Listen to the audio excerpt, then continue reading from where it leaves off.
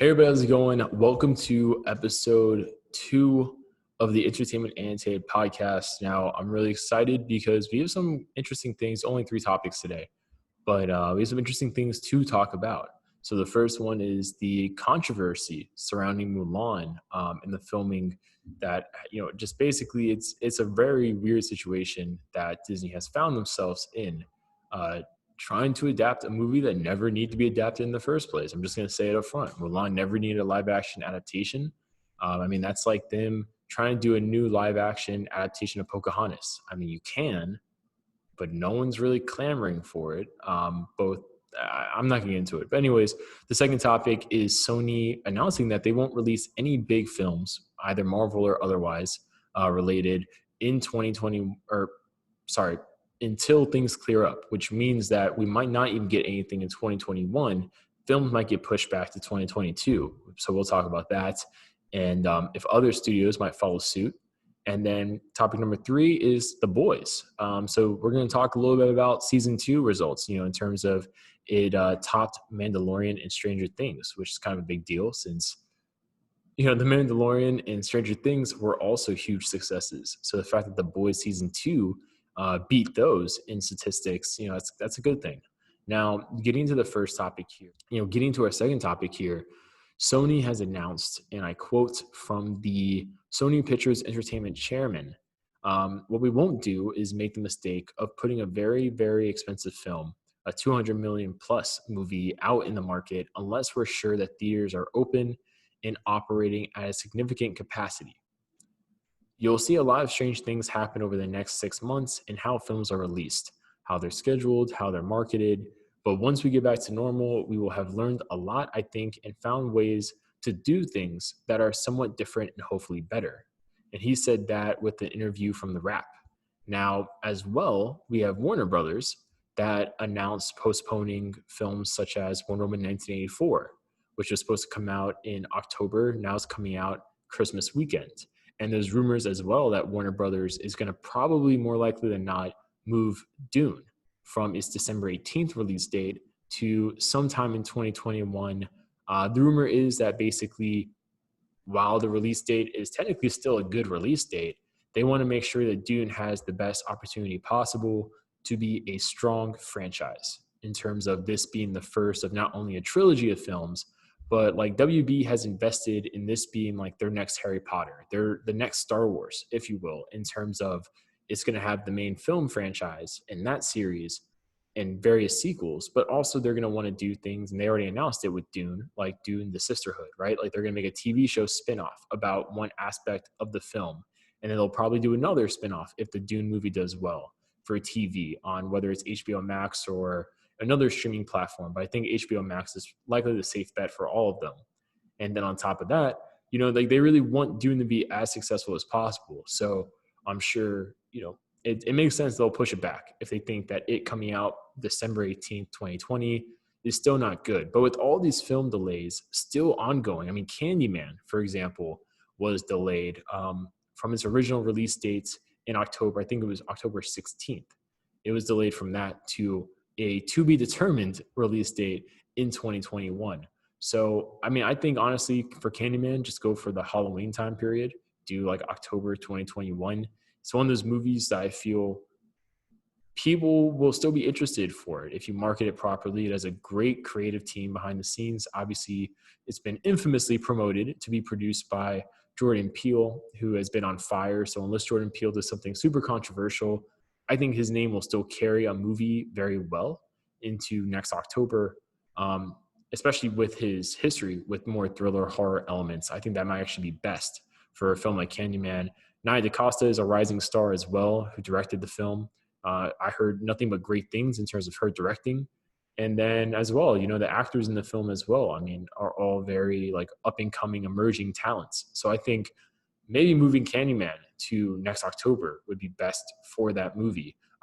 Get it away from a lot of other big blockbusters, give it the proper time and space. And best case scenario, you move the movie up. But I still think if it came out in October, like Halloween showed us, you could be a very successful movie.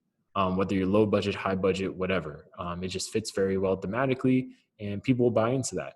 But focusing on the Sony stuff again, I think it's very interesting. I think we're going to see a lot of big blockbusters, whether it's Sony, Warner Brothers, Disney. They're going to start doing this thing where basically they, I guess, kind of like what they did with Candyman, right? They're going to do a 2021 to be determined. And this is something that Tenet played with, I think, for a while. They were like, coming when theaters open back up at a certain point instead of giving it solid release dates. And I know Christopher Nolan was really pushing for it. So eventually they just kind of relented and were like, we'll come out now. And the New Mutants, similar thing. They delayed it, over and over and over again, but contractually it had to release in theaters. So they just finally relented and were like, all right, is it good enough to just put out there? Cool, we'll put out there. And they did. And it's done. I mean, I'll look it up right now as we talk. The New Mutants, let's see, release date gross. Goodness. It's done terribly. Well, not super terribly, I guess. So his budget was 67 to 80 mil. And its box office, as I speak, worldwide, is 22.4 million. So not terrible, but of course it's, not great. And then if we look at Tenet, as a film, that movie's budget, let's see, is it listed 200 mil, and the film has done in terms of worldwide box office 152 mil. Now, I think it's worth noting in terms of the box office, right, that 132 million of it is from outside of the United States, North America, like Canada territories. So the fact that it's basically only done like 20 mil in North America is pretty terrible, because usually you would have a situation, right, where more or less like 60-70% of the box office is North America and the rest is overseas, which is why usually, I mean, it's really rare that you'd have a Pacific Rim situation where the film does, rather lackluster in the North America market, but overseas it does so well that it warrants a sequel. If I look up the Pacific Rim, let's see, box office, which is unfortunate because I loved Pacific Rim. It was one of my first, real movie posters I had on my wall. But the movie did 101.8 mil in North American markets, but overseas did 309.7 mil, bringing the worldwide total to 411.5 mil. So, I mean, like, for example, it's kind of rare you have situations like that, but it seems like if movie studios are okay with it, and probably this is for more medium, low budget films, we might have a situation where they just honestly go like, F it, and they release it overseas intentionally, and then they'll just release it either here later, or maybe they'll do like a special video on demand release for the North American markets on a temporary basis, and at the same time, like a theater release. I think that's a smart way to go. Give people both. Give people the option to see it in theaters and at the same time see it on demand. Otherwise, I mean, it's just going to be pirated overseas anyways, and then people are going to watch it here, which I don't think everyone's going to view it in a pirated format. You can crack down on that pretty, quickly for big pictures and big studios. But for the most part, a lot of people, like, the sizable audience of people really hungry to see it are going to just watch a pirated version if they can access it. So I think what Sony is doing is smart. Just waiting until the COVID-19 pandemic more or less is definitely in a lot more of a stable environment and trending upwards for movie studios and movie theaters.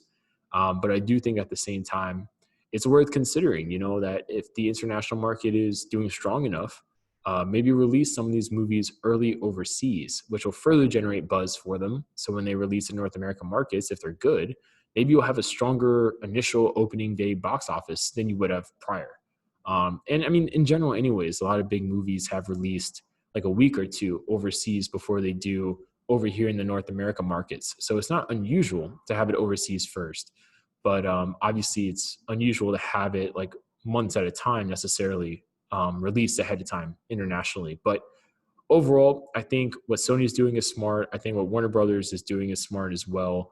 And I'm curious to see what other films adapt a 2021 to be determined kind of release date scheduling system. It makes it hard for people covering movies, of course, but obviously health is more important than entertainment in a lot of instances. But yeah, that's it for our topic number 2. Now, getting into, and thanks for listening to the entire podcast. If you want to hear it not in the video segments, but entire audio format, check it out on platforms like SoundCloud and Spotify, where it's uploaded. Link should be in the description. If not, just leave a comment and I'll gladly post the link. But yeah, thanks for watching. And with all that said and done, it's my third podcast of the day I recorded. So hopefully I don't sound too fatigued, but I will see you guys later.